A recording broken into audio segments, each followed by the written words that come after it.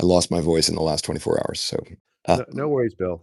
okay, so we're not going to start with any kind of introduction. We're going to jump right in. Everyone knows who you are. And maybe you can just, you've been on the job now for a handful of weeks. Maybe you can tell us kind of the current state of play at NIH. Why don't we begin first? What I'm hearing from every scientist I know is that their grant has been delayed, deferred, and it's causing major, major issues at institutions all over the country. So why is NIH not funding grants that it should be funding on a timely basis? Why don't we start there? Because the So, scientists are very interested. sure, of course, yeah. So, I mean, I think at the beginning of the transition, there was some delays, and I don't want to get into too much detail about exactly what caused those delays, but they led to, for instance, delays in scientific review panels happening, grants being the notice of funding opportunities being put out. I have been working very hard the last 2 months as I've been in power in office to turn on light switches all across the NIH. So like a lot of the delays that have happened, fully expect to have be on the other side. For instance, we've caught up on all the scientific review panels that we were behind on earlier this month. The notice of funding opportunities are starting to go out at a normal pace now. If you look at the numbers, as far as like the spend for the NIH, we're about 6 percentage points behind where we normally are. It's typically the case that in quarter 3 and quarter 4, that is until October fiscal year, is when we send about 70% of the spend for the year out. And so we're like, toward the end of quarter 3, we're about 6 percentage points behind. I fully anticipate, with exceptions, I think we're going to talk about in just a second, having to do with changes in NIH priorities, and then and some other things related to a few institutions.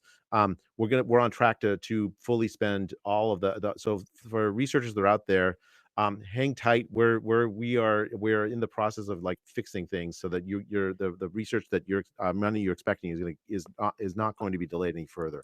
Okay, so Uh, so yeah. the obvious question is, can you give certainty? Who can you give certainty about grant funding, uh, and within what period of time? Because obviously, if the funding is delayed, it's very different than if it's canceled. So maybe you can distinguish between funding delays and the time of that delay, and when people should start seeing funding, and then also, what exceptions are being made in terms of grant cancellations. Okay, so as far as like changes in NIH priorities, um, the NIH is no longer going to be funding grants that are ideological, like DEI, ideology in nature, and a couple of other areas that we've made clear on. Um, we're going to still fund and are absolutely committed to funding research that advances the health and well-being of minority populations. So I want to make a distinction for between grants that do that, real science grants with testable hypotheses, from grants that have as their aim more social or ideological goals, rather than research that in basic science or in clinical science that has the chance of advancing anybody's health. I mean, we absolutely want to fund the latter. We don't want to fund the former. I don't think it's a large portion of the portfolio. I've set up a appeals process for folks whose grants fall into this bucket, if so that they can appeal the decisions. And we've been working through a lot of the appeals. And in fact, I think we just finished the latest tranche of them. And so people will start to hear on those appeals. I think 20% of the decisions have been reversed for the appeals that we've done. I don't think it's a large fraction of the portfolio, but it is part of the portfolio. I just want to give some context to this, Bill. In Sure. 2010, I'm a health economist. I've been funded by the NIH my entire career. In 2010, the NIH decided that it was going to deprioritize health economics, or certain parts of health economics, which actually fell squarely in my area. The parts of health economics squarely in my area. What happened is a lot of the health economists started focusing on other NIH priorities, and I anticipate that that's what will happen. The researchers of the country are amazing, and they are very good at understanding where the NIH priorities are. The current set of NIH priorities are focused on making America healthy. That means basic biological research on diseases that really impact Americans. We've had no increase in life expectancy, Bill, since 2012 in this country. And since the mission of the NIH is to make advances to fund and support research that advances the health and well-being of the American population, health and longevity of the American population. In that sense, we haven't really achieved our mission. What the change in priorities will do is will make sure that the research that we fund really does translate over to better health for all Americans. That's the goal of this. We need to get out of the ideological spaces we have been in and back into the things that we actually are good at, which is basic science, clinical science, making the next generation of discoveries that makes Americans and actually the whole world healthier. Okay, great. So I wanted to jump in on that because, I asked for questions and I would say a very high percentage of them related to when am I going to get the money I was expecting to get. So thank you for that. Are you going to put out kind of clear guidelines on what the priorities are? I mean, we put out some guidelines. We're going to start having more communication.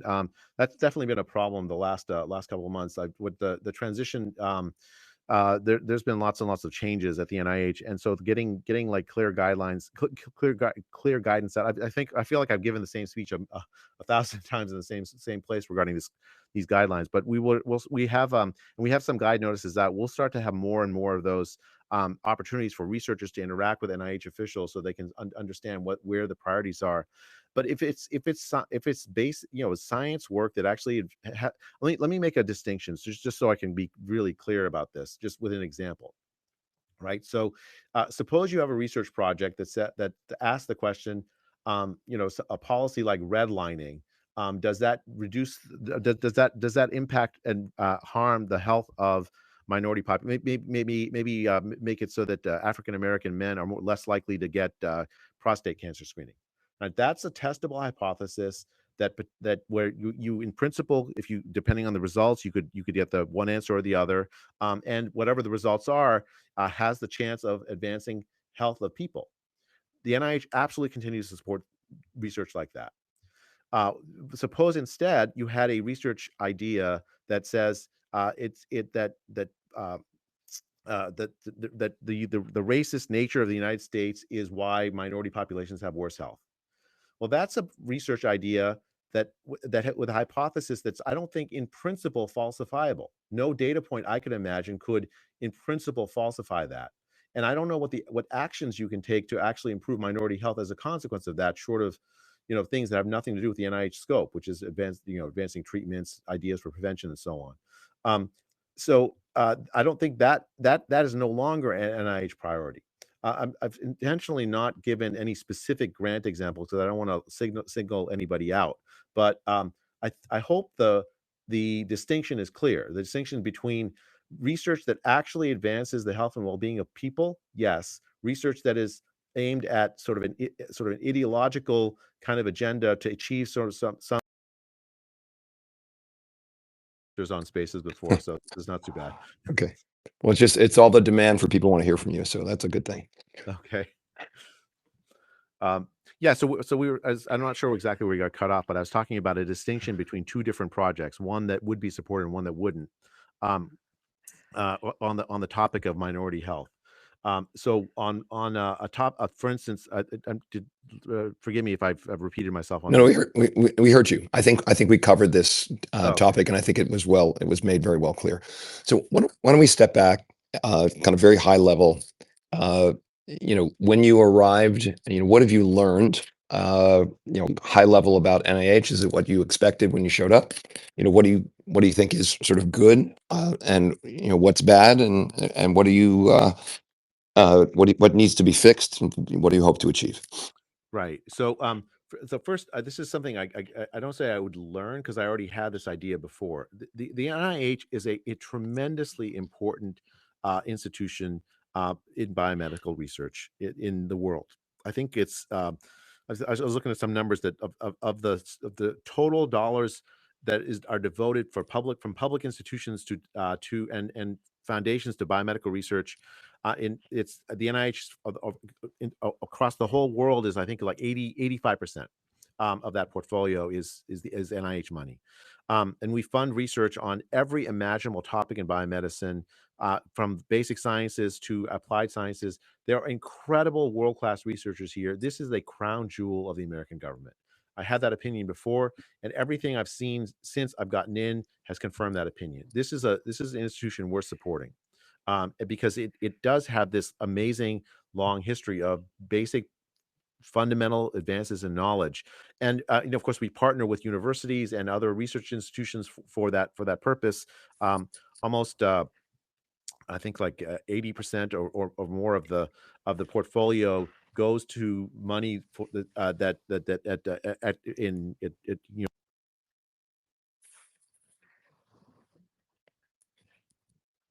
Jay, I can't hear you. You disconnected again. Jay, if you could unmute your line. There we go. I don't know how it got muted. There's another Okay. spaces glitch. So yeah, I was saying that's about 80% of the money we send, of the $48 billion goes to universities across the country, and the set of researchers we support are incredible. I mean, absolutely incredible. The NIH is a fundamentally good institution and a sound institution. I knew that before I got in, and I that everything I've learned so far has confirmed that. That said, Bill, there are absolutely changes that need to get made at the NIH. We already talked about the shift away from sort of ideological agendas sort of toward health. For it's not a large fraction of the portfolio, but some of it. That's one. The second thing is, I think the NIH can do and should do a better job addressing the replication crisis that has there's sort of been talked about and worried about for now decades in biomedicine. The replication crisis is something that not everybody knows about. Like, but just explain it. In 2005, my old colleague at Stanford University, John Ioannidis, wrote a paper with the title "Why Most Published Biomedical Research Papers Are Wrong." And the logic was actually kind of hard to argue with. The biomedical research enterprise rewards people publishing papers with statistically significant results, but statistical significance doesn't necessarily mean truth. And science is hard. A lot of times scientists will have a result that they believe is true. You make a lot of different decisions in running your experiment, but it's not true. And so when someone else checks the work, does the same experiment, or does something similar with a different method, they often get the different answer. When I was a med student, I was told by one of my favorite professors that half of all the stuff you're learning in med is something similar with a different method. They often get the different answer. When I was a med student, I was told by one of my favorite professors that half of all the stuff you're learning in medical school is wrong, Jay. And the question then was like, which half is wrong? And the answer is, I don't know. And it's because science is hard, medicine is hard. A lot of the work of science at the bleeding edge is hard. And the way scientists generally guard against that is by uh, asking for extensive replication before we believe an idea. That means independent teams looking at the same question find the similar or same answer using different methods. The idea generalizes when you subject to falsification tests. They passes those tests. Just basic science work. But instead, what we have in biomedicine is a system where if you get published in a top journal, and a peer reviewed journal, therefore it's automatically true. We know that that's not correct. Top journals have an important role to play in communicating scientific results and checking basic things, but that's not the same thing as replication. So what I would like to do is have the NIH solve the replication problem, which to me is a cultural problem of science. It's cultural in two ways. One is we do not reward people who work on these kinds of replication spaces. Right, we don't give grants to people to do this kind of replication reproduction work. We don't. We tend not to give them grants. They don't get tenure at universities because they're not doing supposedly original research, even though it really is original research. There's no place to publish it because the top journals won't take that kind of work. These are problems the NIH can and should fix. The other side of it is that researchers view replication as a threat to their career. If I am a researcher and I publish a result and somebody approaches me, some grad student approaches me, says, "I'd love to share, can you share your data with me so I can see if, so I can double check?" I'm going to view that as a threat. when in reality, it's actually a great honor to be reproached for that kind of replication. It means your ideas are important enough that other scientists want to see if they find the same thing. We often measure statistics of productivity in science along two basic dimensions. Publish or perish means what we do is we count the number of publications you have, so volume, and then the second thing we do is we count citations, which are measures of influence, but we don't measure pro-social behavior. How often do you share your data publicly? How often do you cooperate with these replication efforts? How often do you publish your own findings that you of hypotheses that just didn't work out? Those kinds of how often do you participate in the work on replication studies? We need to measure a fuller set of productivity measures for scientists that include this kind of pro-social behavior. So we change the culture of science where replication becomes the norm and a welcome thing. If we do that, a lot of the sort of high profile cases of scientific fraud we've seen, they happen because the culture of science is wrong. It's not an individual moral failure on the part of any individual scientist. It's a structural failure in the incentives of science that encourages that kind of behavior. You change the structure, change the culture, and the fraud, the sort of the problems of scientific fraud will be much less than we've seen in the past decades. So Jay, how do we do that? How is the NIH going to do that? Well, first we have to get grants out to folks who work on replication work, and we have the scientific community to tell us what are the key sort of rate limiting steps that we need to know are true in the scientific literature. And if we find that, so we just give grants out. Make a The NIH often is often reluctant to do that. Well, we can change that. In fact, we will change that. Second, we have to stand up a journal, and I'm going to do that within the NIH, a journal where it's easily searchable. People can quickly and easily deposit research results on replication studies, research results of like their failed experiments, so they and then get credit for those things. And then make them easily searchable and linked to the literature so that people can anyone can go and search the literature and say, well, yeah, this study is really cool, but no one's looked at it. No one has checked it yet for replication. It's different than peer review. Peer review does not actually involve replication. I've done hundreds and hundreds of peer reviews in my own life, and I can count on maybe one hand where the data has been shared with me directly, so I can actually run the results myself and see and double check. It's very, very rare. Peer review is not the same thing as replication, and I can stand up a journal where that kind of replication happened inside the NIH with the prestige of the NIH, so that scientists can get credit for working on replication. And then third, again, something I can do within the NIH, I can get metrics for this kind of pro-social behavior. How often do people share their data on GitHub, on their code on GitHub? How often do they are their papers subject to replication? How often do they actually conduct replication studies themselves? Do they publish their results that don't meet the p equals 0.05 threshold, which is arbitrary threshold that doesn't actually protect the literature from false discovery? So I mean, those kinds of statistics we can put into Google Scholar or wherever, so that so scientists are measured by a broader set of items than the simply productivity and influence, or the Help. volume and influence. Thank you. Helpful. Um, so when we fund a lot of scientists, and again, apologies for the voice. Uh, their biggest complaints, I would say, about NIH is that NIH is extremely risk averse, only funds sort of incremental work, not the higher risk, most innovative work where it's harder to get funding, but where the potentially big discoveries come in. So is that true?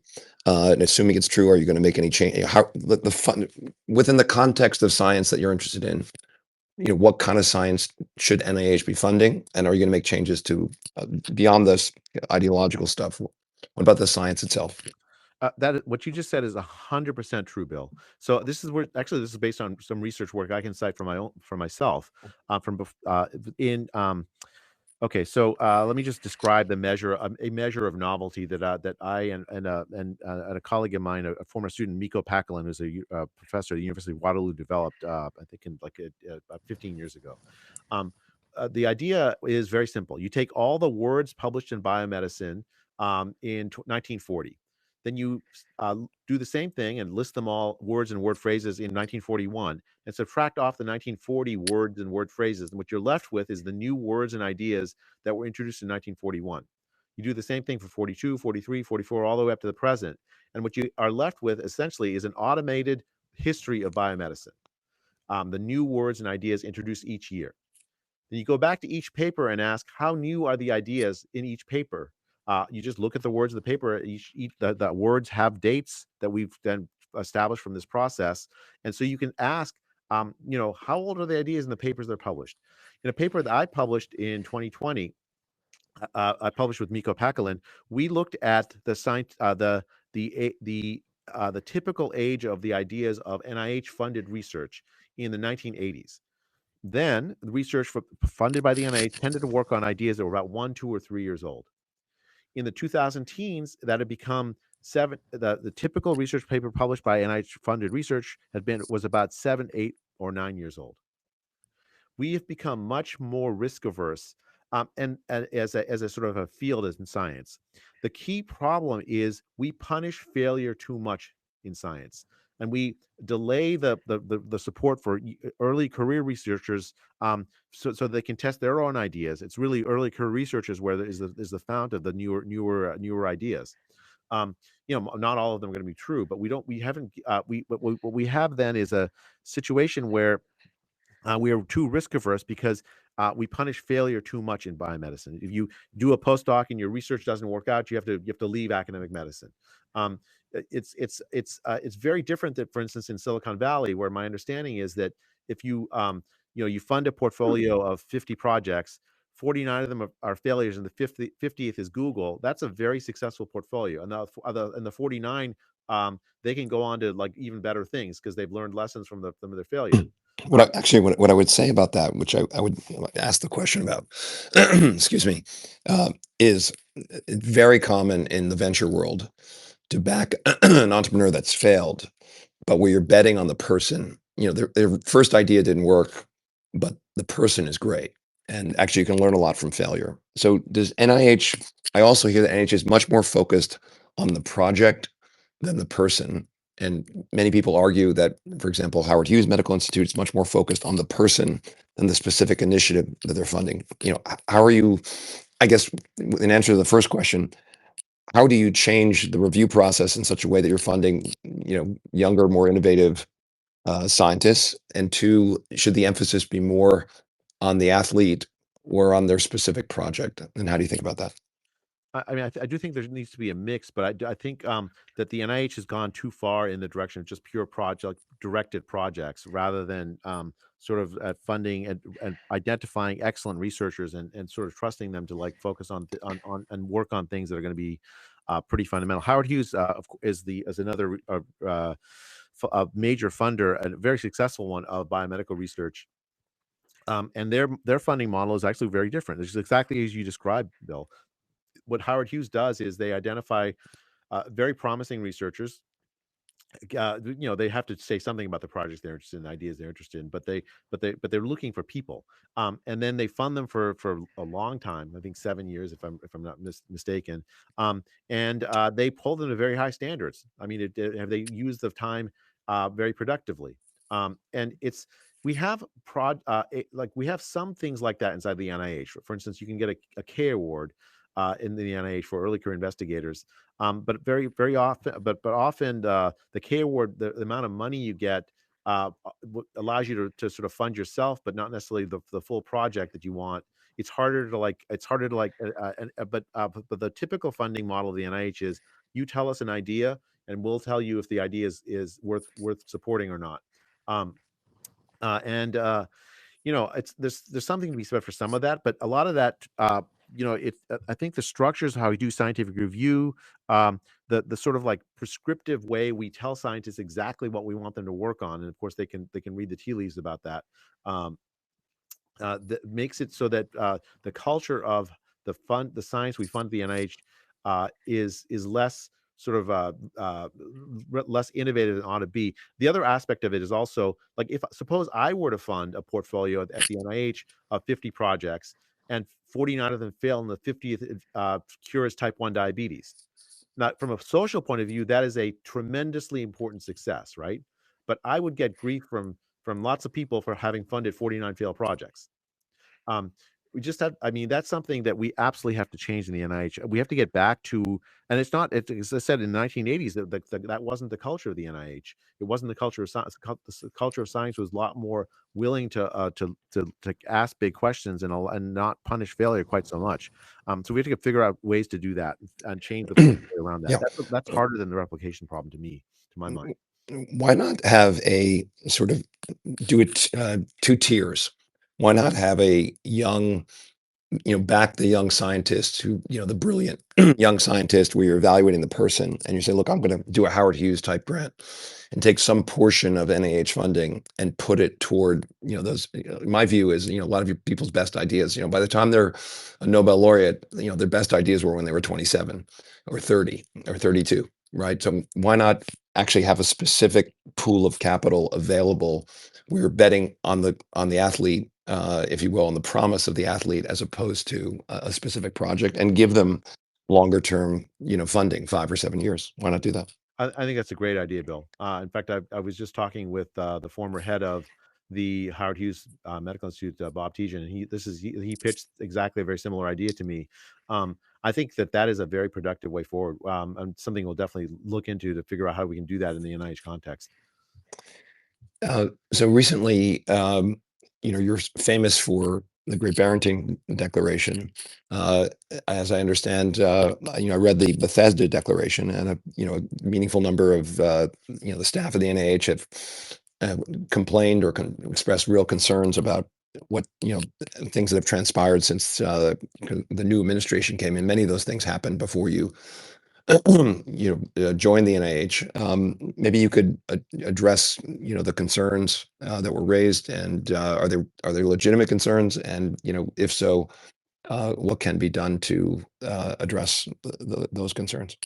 Right. So first, the Bethesda. I read the Bethesda Declaration, and I have to say, like, I think it is a very constructive thing to have these kinds of conversations with people in the institution. I'm going to have them. I'm going to invite the folks who signed the Bethesda Declaration that are working here to a round table we'll hold probably in early July, given my travel schedule. But I think that it's very, very important in science that we embrace dissent, that we don't repel it. I think what happened during the pandemic, a lot of the problems, in fact, almost all of the problems, were caused by a culture of science that repelled dissent. When I wrote the Great Barrington Declaration, um, I mean, it's just I don't hold any grudges, but so I don't. Just please don't take this way. But like with the former head of the NIH actually wrote a email to Tony Fauci 4 days after he wrote the Great Barrington Declaration in October 2020. The Great Barrington Declaration called for opening schools and for protecting vulnerable older people better. Right, that was the real content of it.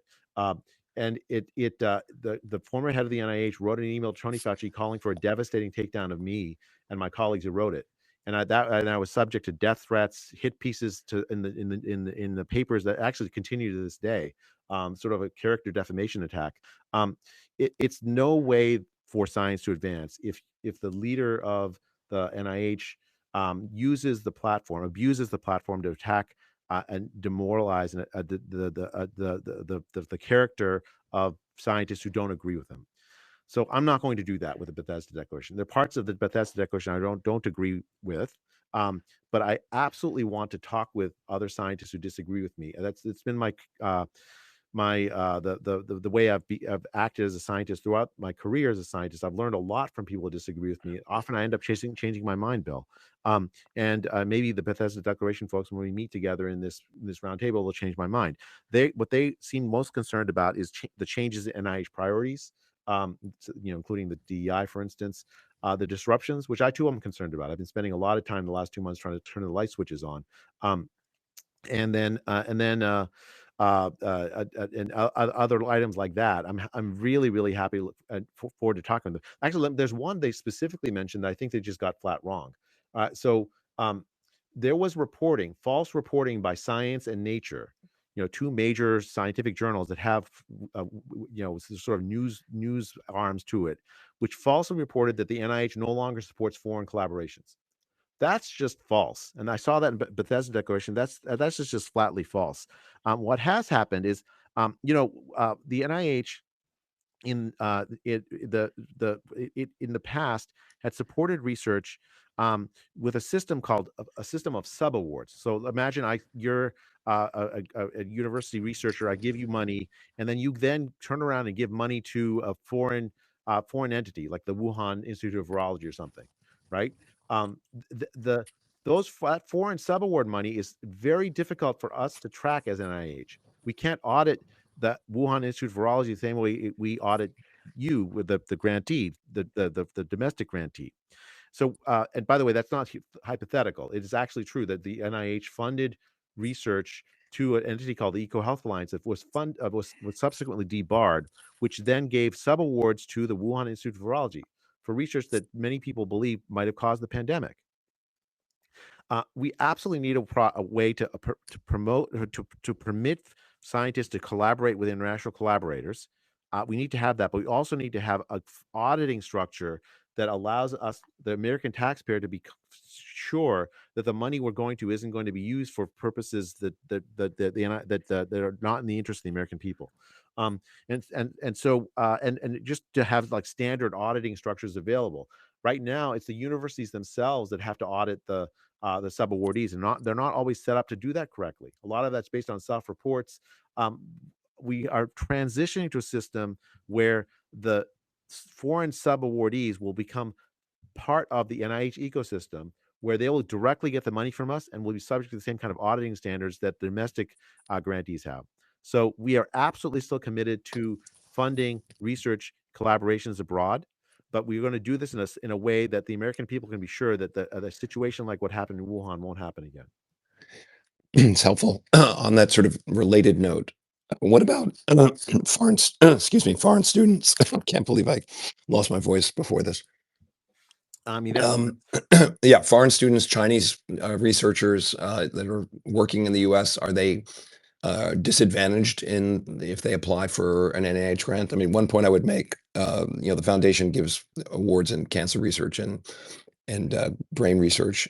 A very high percentage of our winners have been actually immigrants to the United States, and people who came from a foreign country and ultimately decided to stay in America. And a big part of it was that their passion, science. This was a better place to do science in their home country. Are they going to feel like that in the under the current administration and your leading NIH?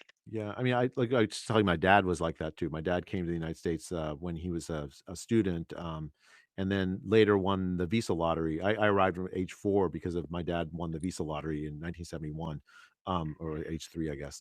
I think that the United States has that. It still continues to have that as part of its DNA. Um, I do think that I mean, I don't see any future where we don't continue to do work like that.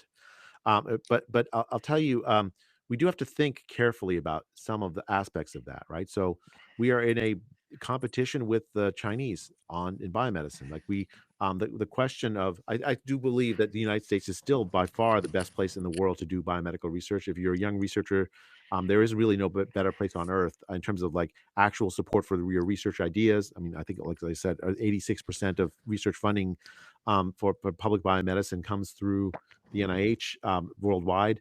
So and through the United States specifically.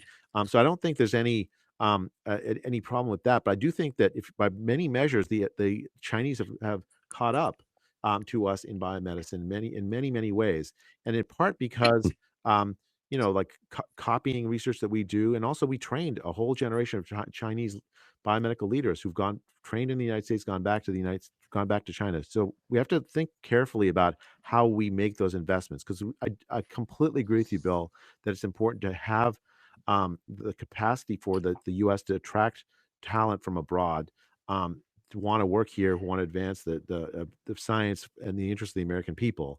But we have to do it in the context where you're sort of not taken advantage of. Jumping around a bit, but the topic of overheads, indirect costs versus research. What changes are going to be made there? And maybe you can help us understand that issue.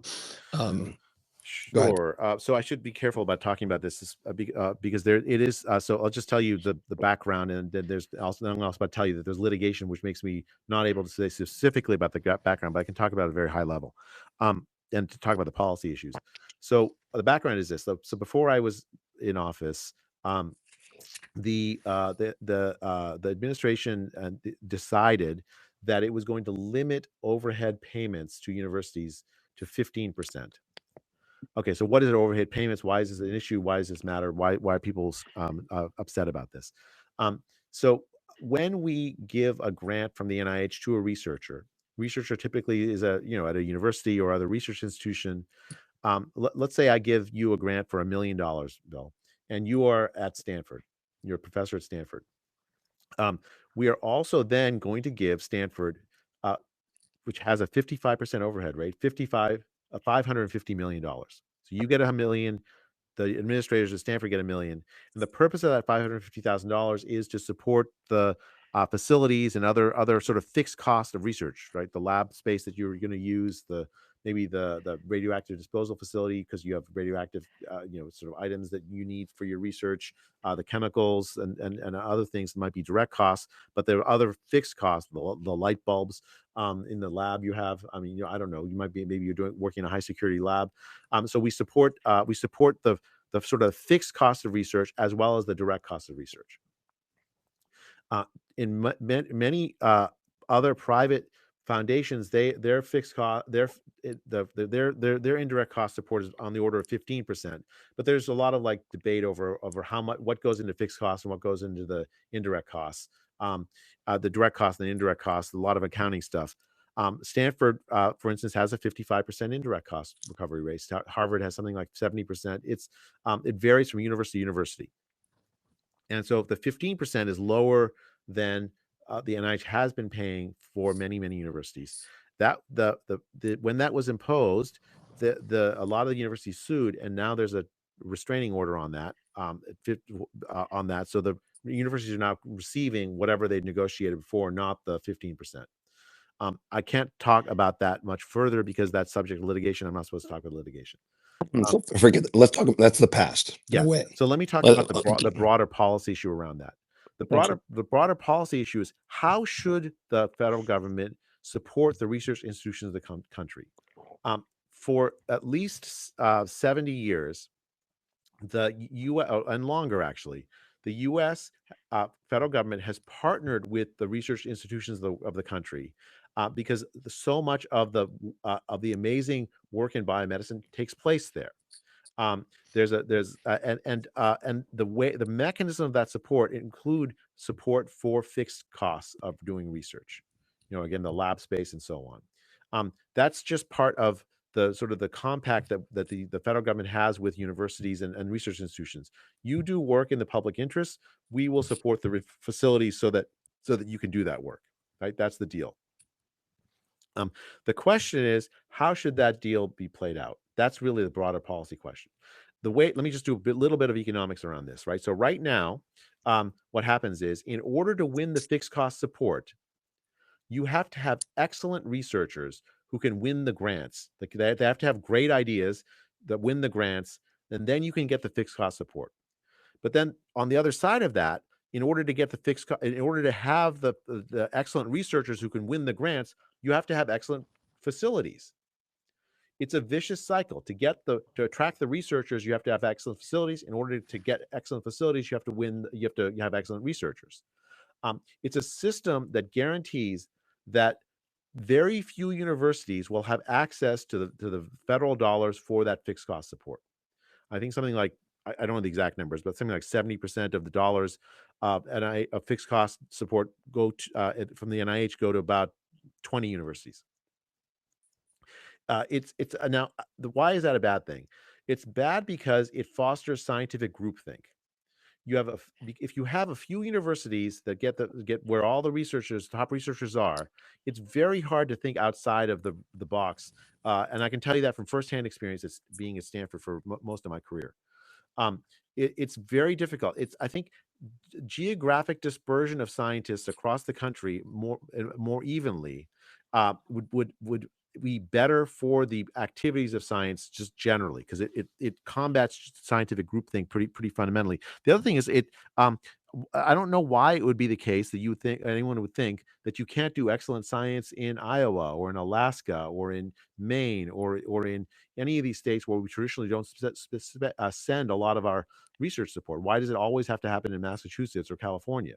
Um, Not that to say that we shouldn't be supporting research in Massachusetts and California, you absolutely should, but we shouldn't set up a system that sort of artificially guarantees that they're going to get the bulk of research dollars in ways that harm the sort of the activities of science by creating scientific groupthink. So let's talk about Harvard for a moment. Obviously, Harvard has taken a pretty hard line in terms of not, litigating with the administration. The result is that Harvard's lost a couple $1 billion of funding.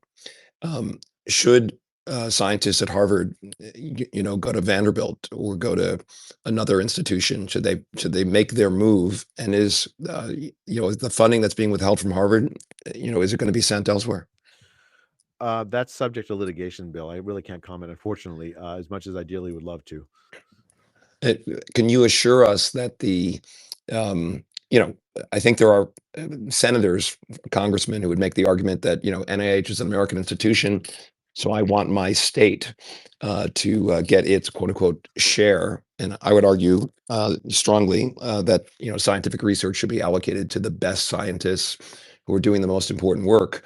And if that was all in Iowa, I wouldn't mind sending it substantially there. Obviously, I understand your argument about groupthink and diversity of thought and opinion and ideas and otherwise, and you don't want it too concentrated. But I certainly wouldn't want to have a notion that it should be distributed, quote unquote, geographically. What are your thoughts there? Yeah, I mean, I do think. I mean, I absolutely agree with you. We should send the money to the places where the best ideas are and the best folks are, but the most promising folks, the folks who have these ideas are. Um, I don't. I think just practically speaking, we're not in the Manhattan Project era where all the best physicists are all sitting in Los Alamos or something. Um, the fact is, there are great scientists all across the country, and if you really were had a system that focused on finding the best people and the best ideas, it would end up being geographically dispersed, just as a matter of reality rather than a matter of policy. Well, okay, let me give you the counterpoint. A lot of the best AI ideas are coming out of Silicon Valley and San Francisco because people are interested in tech. They'll go to San Francisco and they'll go to actually now they'll go to Austin and they'll go to New York and they'll go to Boston, but they're probably not. If your aspiration is to be a great tech entrepreneur, you go to where the magnets are, and I think the same thing is true for science. And various states distinguish themselves in different fields. Um, why isn't that why would you expect it to be geographic? Intelligence may be geographically diversified, but passion and interest about science, also people tend to go to universities that have, if you're like an elite scientist, you're going to want to go to, an elite university, and those are located in certain geographies. And typically, when people spin out of a university to pursue, science, they tend to, think locally as opposed to going back home, if you will. Right. So, I mean, I mean, even that example of AI is interesting because, like, some of the key advances happen outside of Silicon Valley, right? So, in the math of neural networks and in a whole host of like optimization, the advances in like sort of the graphics chips using for parallel Of processing. course, I was making a Yeah. general case No, as no, opposed to yes. but I wanted to like just highlight that, not because I wanted to contradict you specifically, but just to point out um, that a lot of the sort of like biomedicine, that the way it works, it often is geographically dispersed just naturally. The ideas come from all over the place. Mhm. I wrote a paper. I keep citing my colleague work with my colleague Miko Pakalin. So just I'll do this one more time. I did wrote a paper with Miko Pakalin with the title "Cities and Ideas," and we looked back through the 20th century on collaborations between scientists located in different cities. And there was a real change in the right around the 2000, where those sort of cross-city collaborations became much more productive of novelty. I think what you described is absolutely true of the scientific enterprise circa 1950, 1960. You had to have geographic concentration. I think with communication technology, the kind of collaborations you can have, like very, very rich collaborations you can have now, are much more, much more productive, even if you live in different cities. And I think I do think there's an area where it's our understanding of the scientific enterprise. We often, I mean, just we all idolize the scientists that worked on the Manhattan Project. They're all concentrated in one place. I mean, I come from Silicon Valley, so I have a lot of admiration for the scientists and entrepreneurs that live there. But you saw, Bill, what happened during the pandemic. A lot of the Silicon Valley entrepreneurs left you know, for Tennessee, for Texas, for Florida, and elsewhere. And as best I can tell, that they've continued to be really, really productive. Sure. I think we're just And in a let me very let me let me let me jump to something else if I can. So, a proposed decrease in funding for NIH is as much as 40%. Let's assume it happens. So first, how much waste is there at NIH? Because obviously that would be the first thing you'd want to cut, regardless of a budget cut. It's something that you should do just in terms of basic efficiency. And two, if that were to happen, how will you prioritize where you allocate funds? Okay, so first, I don't want to like get too deep into a hypothetical about the 40% cut. This is something that Congress and the administration is working out. Let me just say, just very as a point of fact, President Trump wrote a letter to his science advisor Michael Kratsios, committing the United States to being the leading nation in biomedicine in the 21st century. Um, I've talked to so many members of Congress in this job, more than I ever thought ever would as a professor. I mean, that's just it's kind of well, I just said, like, it's a professor to go to Washington, but I'll tell you, what I've hear from Congress on both sides of the aisle is a deep commitment and love to the goal that President Trump laid out for Michael Kratsios, that the United States should be the leading nation in biomedicine in the 21st century. I don't. The way I think about the budget fight is that the NIH, you should think about it as like, think about it like when stock investing. I shouldn't be telling you this because you know way more about this than I do. But like fundamental investing is you look at the quality of the thing you're investing in, like fundamentally. Is it good versus day trading or whatever? You focus on like technical trading was where you just look at ups and downs. The fight in Congress between Congress and the administration, the negotiation, the dance over the budget, that's like the ups and downs, the daily ups and downs. The fundamental thing is the NIH is a great institution. The United States is a great place to do biomedical research, and there's pretty close to universal support. Not quite universal, but pretty close to universal support for us to continue to be that. So I don't want to get too deep into the specifics of the day-to-day fight over the budget, but I'm looking So at the fundamentals. well, thank you. Let me make a few points on that if I can. So one, I think a cut in NIH funding would be catastrophic, and for science and for the country. And actually, beyond science, I think there are national defense implications, and going to be increasingly so for United States being a leader in science. And I think China has made major advances, and a lot of that relates to it's much cheaper, and the rules are different on doing drug studies in China, for example. So they have some competitive advantages. And you're seeing U.S. companies, you're seeing molecules being patented here, and China making small changes to them, testing them on a population, and then U.S. companies acquiring drugs from China. So I think there are not just China, but other global threats, and a world in which bioweapons is unfortunately a reality. We need to be leaders, whether you care about defending the country, or you care about science for science sake, or you care about advances and curing diseases. So that's one. The second thing I would say is that an idea. So Pershing Square Foundation, we've built into pretty much every one of our grants a ability that if the institution turns the IP that's developed in the lab into something of economic value, a royalty stream or equity in a startup, for example. And many research, pretty much all research institutions today are focused on translation. It's one thing to come up with an interesting idea and write a paper. It's another thing to develop a cure and have it turn into a business. And there are examples of foundations that have made literally billions of dollars from funding IP that turned into drugs that can cure people. It seems crazy to me that the NIH is not doing the same thing. And by the way, if the NIH, I'd like a world, $48 billion doesn't seem like a lot to me in the context of what we spend money on in America. I do think there's enormous waste in other areas. I think the NIH budget should be higher. However, I think the NIH should get its appropriate share of any economic value created from IP funded by NIH, and that money should be recycled and reinvested in science. And then you make NIH effectively a self-funding vehicle where you can see, I think there's very clear ROI for what NIH does, but in terms of qualitatively, we can see it and understand it.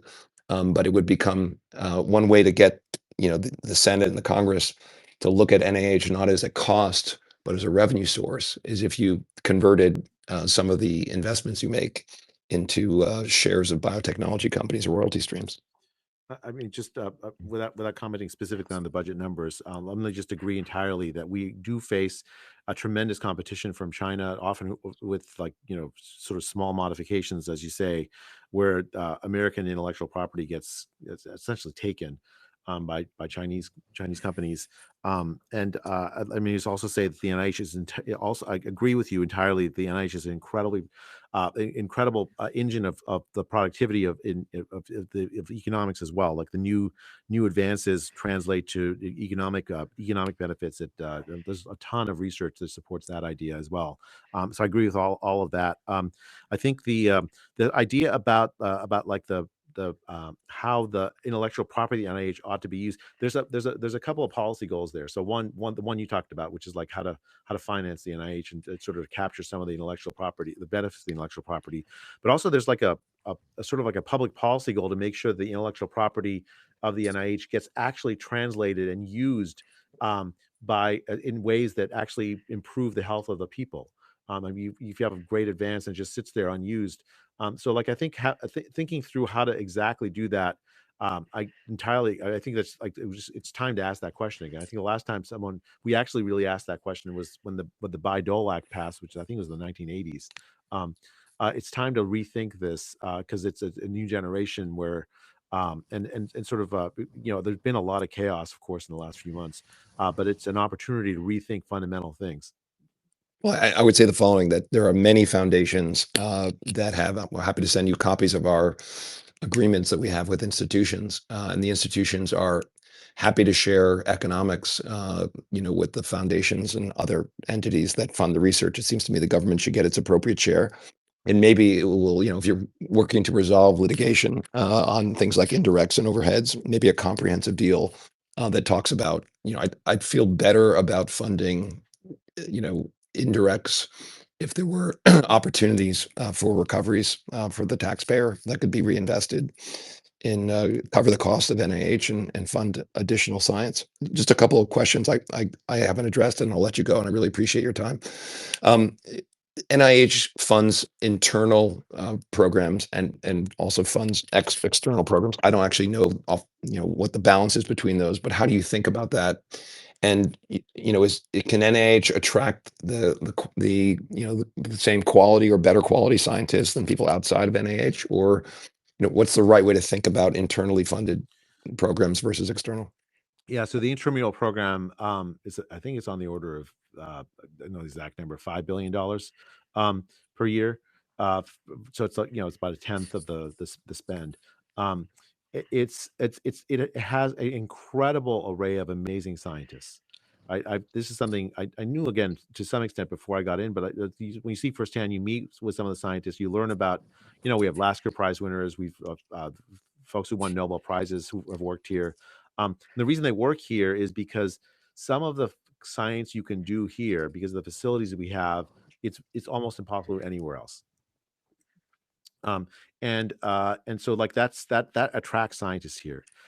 That said, there are definitely difficulties. Like, and actually, if you think about, like, if you like the structure of it, is more like Howard Hughes. Like, what we do is we identify scientists, give them identify excellent scientists, that give them sort of a warrant to like go do science in whatever area that they're expert in, or not particularly overly prescriptive about what that science looks like.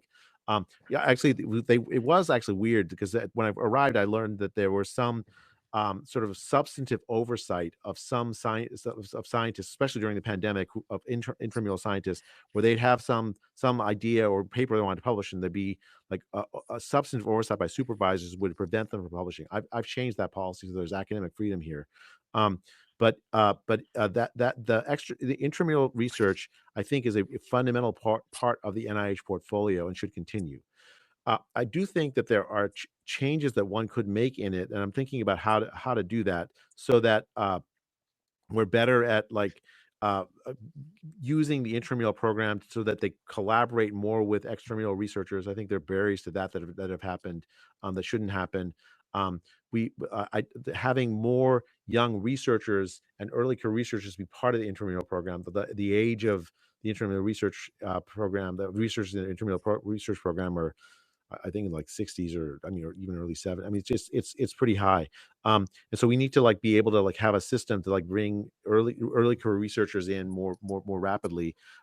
We have a lot of like postdocs and others folks, but like, yeah, very promising young scientists. I would like to see the intramural program become a hub, a nidus for launching the careers of early career researchers. Uh, become something that, I think we should already be proud of it, but I think in ways that we can make it better. I'm looking forward to working with folks to learn how to do that. Okay. One of the things I also hear from scientists is they spend an enormous amount of time writing grant proposals, and that there's a lot of paperwork and regulatory and other issues in getting a grant from the NIH. One of the things that we've done over time is try to make that process relatively simple. And in fact, during COVID, we promised people like a 2-week turnaround on grant submissions because we felt the urgency if they had ideas on how to address COVID-related issues. Can you do to reduce the burden on the scientists so they're spending less time writing grant proposals, more time doing science, and that they're having the proposals reviewed more quickly and more efficiently. I feel that to my bones, Bill, because like you have no idea. Well, you probably have some sense of how much time I've absolutely wasted writing large grant proposals that don't get funded. It actually hurts to think about. So I definitely want to change that. And actually, in the age of AI and LLMs, um, the way that's getting solved is by researchers basically using LLMs to write large chunks of the boring parts of the proposals, um, which is useless, completely useless. And in fact, we have a problem where like there are people that send in 30 research grant applications just in the past year from a single person. Um, Almost certainly using LLMs, because how else would you do it? Um, so you would have to so we have to like figure out a way to solve exactly the problem you just said. How to reduce the administrative cost of applying, so that we can just look and see what are your great ideas. Part of the solution is something we talked about earlier: funding great researchers. Where the ideas are, often when you apply for a research grant and you have a particular idea, um, by the time you get the grant, it is approved and you get the money, your ideas have changed. All of the gamesmanship I've learned when I was a young researcher was, well, you should only propose projects that will work, because then you're not going to get criticized by research committees that say that your ideas can't work because you've already proven they work. Rather than think big. It's not just reduction in paperwork, so we spend less of our time on like the misery of writing, endless pages that no one's going to read. But also the substantive thing of how can we encourage innovation. Those are, I think, tied together. So I'm going to be looking for ways to like reduce that kind of administrative burden in applying for NIH funding. And one thing you can also do, the more clarity you can provide in terms of what an NIH is looking for in a simple, here are the top 10 things you should be considering if you want a grant to be funded by NIH. I think the more you make that clear, you'll also screen out people won't waste their time applying for things where they're less likely, to be funded. We actually had a foundation board meeting today, and we heard a pitch from a scientist uh, for funding for a vaccine-related proposal that was looking at, timing of, for example, the Hep B vaccine and implications for allergies. And this is a person that applied for funding from the NIH, and she was told by the NIH that they wouldn't fund it because they thought, the outcome of the research could be "quote unquote" too inflammatory. Um, can you give us some confidence that the going forward that NIH is going to fund the best science without regard to, if the conclusion comes one way or another? That's, you understand the point of Yeah, the I question I'm do. I mean, asking. like we shouldn't know the answer to the scientific question when we ask it, right? That's what you're saying. I mean, part of the problem with the DEI. And also, by the way, if the answer comes that, what, we're concerned that if the study comes to light, it might cause "quote unquote" vaccine hesitancy. And so therefore we can't fund any vaccine related research. By the way, the result of that, of course, is it's caused people to lose confidence in vaccines Yeah, because of precisely this unwillingness to fund the work. yeah. I mean, there's the also, I mean, there's a just to take it out of vaccines, on which I agree with you. There's a recent example of a researcher funded by the NIH, focused on gender transition in teens, with the question of does what's the what if you do if you like but the question is like on suicidality of kids, and the Right. researcher found an answer that she didn't like, thinking it was politically incorrect, and then basically put the data in the file drawer and didn't publish it. The right. So the And by the way, the same thing is true with the science journals. Science journals have become politicized, and I've heard examples of Nature Science not publishing work, not because the science wasn't good, but they didn't like the conclusion. yeah. How do you what can we do about that?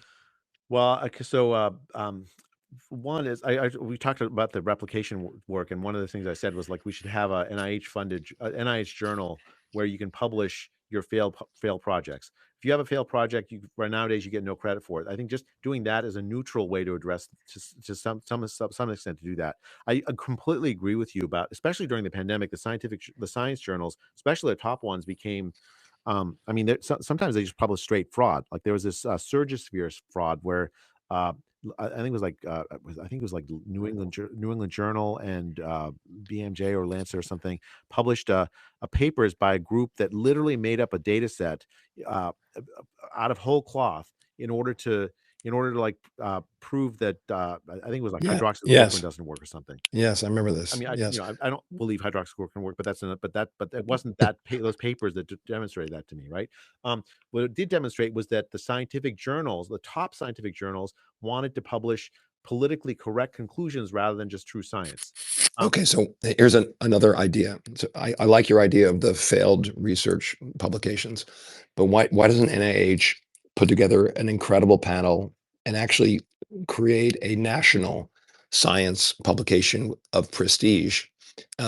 That is, I think the science journals have become a massive, ridiculously profitable business that have serious ideological and other problems, and having this you know, what about NIH having building a journal with by virtue of the quality of the scientists who review the work? Maybe it's a rotating collection of people who get funding from NIH that, as an honor, serve in a capacity to review these papers. But why not have a competing journal? yeah, I mean, we do. The NIH does have, like, for instance, the Journal of the National Cancer Institute is an NIH journal, so we do have some of that. I'm not against that. I just have to think more about exactly how to make that happen. I'll say so. Like before I became NIH director, I worked on this new journal of public health, this Real Clear Journal of Public Health, where it kind of had a different model. Rather than having peer review, which often doesn't actually check the result, the check, replicate the results, or doesn't do exactly, it doesn't guarantee the truth of the paper, where the peer review takes place behind closed doors, and the public and the scientists never get to see the peer review of the paper. The peer review takes place out in the open. The peer reviews are published alongside the paper, and the authors of the peer reviews are listed, and the peer reviewers themselves get credit for the peer review they did, and it's paid. Right now, the peer reviewed in most scientific journals, they get paid nothing. It's basically slave labor, right? And a lot of pressure is put on young researchers to do peer reviews, and they get no credit for it. So like that, the news journal we had gave credit to and paid peer reviewers and put the scientific debate that happens behind closed doors up front and center. I think models like that would be really interesting to me, to think about how to do that. It's a great idea, like open source discussion, so people can understand why it was accepted or denied, etc. Exactly. AI, you mentioned AI, obviously incredibly transformative tool. How is NIH going to use AI in everything from improving productivity of the organization itself, and how are we, you know, how would we use AI to reduce fraud in scientific papers? How does the NIH advance the use of AI in science? I mean, we have a massive AI portfolio, and I'm still, in fact, I'm like just initiating a sort of a strategic a strategic review of the AI use at the NIH, and it's not just the sort of the kinds of things you mentioned, but also like fundamental science, right? So, for instance, um, this is a Google product, I think, or I'm not sure if it's Google. Is this AlphaFold, which allows us to like predict how proteins fold. There's a fantastic research portfolio. I was just talking to a great young scientist at the NIH, who focused on this, on when does AlphaFold fail? Why does it fail? It does great on so many proteins, on how proteins fold, but there's instances where it doesn't, and those failures are really instructive. Um, and how do you translate um, the genetic knowledge into advances in treatment for people? The AI is involved in that. How do you deliver care? Uh, so that with AI to like take care of like some to help doctors make better diagnoses, to solve like like just some very simple things, like, so AI tools have been developed, in partly with NIH support for replacing scribes. You know, the problem of like you go to your doctor and they're looking at the screen the whole time rather than talking to you. AI now can solve that by with the doctor talks to you, the AI takes notes. Um, things like this, like basic things. AI is going to fundamentally transform how we do science and medicine, and the NIH is absolutely already has been at the forefront of it and will continue to be at the forefront of it. I'm thinking of how to do a strategic plan around that just now. I'm going to learn. I'm hoping to learn a lot myself. Okay, so one little idea, and then one last question. I've heard a lot of interesting ideas for how NIH could be improved from scientists. Why not set up like an email box where scientists can send their best ideas, and someone on your staff can go through them? Because I would think the community itself is going to come up with better ideas, or lots of interesting ideas that you should consider. Would you do something like that, or is there something I like mean, that? you should see my inbox, Bill. It's filled with folks like that, and I pay attention to as many as I can. But I do agree with like systematically engaging the scientific community and in thinking about how to make the NIH better is, I mean, that's really important. And there's Congress. Like Congress has reports that over the years, the National Academy of Sciences have done reports. There's systematic ways that the scientific communities engage with ideas of how to improve the NIH. And I don't believe that I have all the answers for sure. So I'd love to like have some more systematic input from folks on how to do it, how to Okay, reform the great. NIH.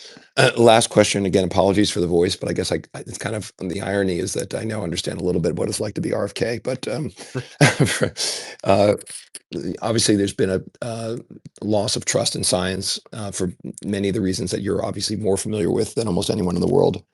What are you going to do as head of this really important institution to restore trust in science in the community, at large, among taxpayers who are funding it, among parents who are making decisions about vaccination for their kids, about when new directives, when we hit our next pandemic, how do we get to a place where we're going to give the best advice to our country, and people are going to trust that advice and trust science, and trust that it makes sense for us to spend $48 billion, or hopefully a larger number over time? What are you going I to mean, do? I think the key thing is that have the NIH actually accomplish its mission. Support research that advances the health and longevity of the American people. If we do that, everything takes care of itself. That's it. And so, like, how do you get that mission? Obviously, there's a lot of like details we talked about, but if we do that, that's the best way to restore trust. The reason why public trust in science is at an all-time low is because people saw during the pandemic scientists and public health behave in the worst possible ways. And I understand from a firsthand perspective of like a parent who saw their kids suffer to year or two of essentially no school, and they're now years behind, or lost their jobs over a vaccine mandate that made absolutely no sense, and a scientific community that sort of closed ranks around ideas that actually were frankly not scientific. Wear a mask when you walk into a restaurant, but then take it off when you sit down, or mask toddlers or something. I can completely understand the public at large why they lost faith in science. My job is to help restore that, because science can do a lot of good for people and has done a lot of good for people. Um, we have to get away from the politics, and that's why I think I mean, I wouldn't be an NIH director. I would have said no to it if I just wanted to use it for partisan political purposes. I don't believe science is Democrat or Republican. There is no party that has an ownership of the scientific enterprise. And if you think about what the actual mission is, the NIH, uh, I don't see anyone that can oppose it. Right? Let's do science that advances the longevity and health of the American people, and that benefits the whole world actually, because those scientific advances make the whole world better off. If we do that, we'll regain trust. Well, first of all, I want to thank you. You promised me 45 minutes. You gave me a lot. You gave us a lot more than that. Two, I want to thank you for signing up for this job on behalf of the American people and the scientists globally. I think you're a great representative of the scientific community, and I think you're going to do a lot of good. And I think this has been a great conversation. And if you're open to it, maybe I check in with you in a few months, see how you do. Maybe we'll do another one of these if you're up for it. I'd love that, Bill. Enjoyed talking with you, and I also look Okay. forward to any advice you have to give me. I'll take it seriously. I won't be shy. I'm happy to help, by the Yeah. way, on the on creating a revenue generating opportunity for NIH. So Okay. look forward to that. Yeah. Love for it to be self-funding and grow its resources over time. Well, Anyway, have a great evening. Thank you so much for your time. yep. You take care. Bye now. You too. Bye.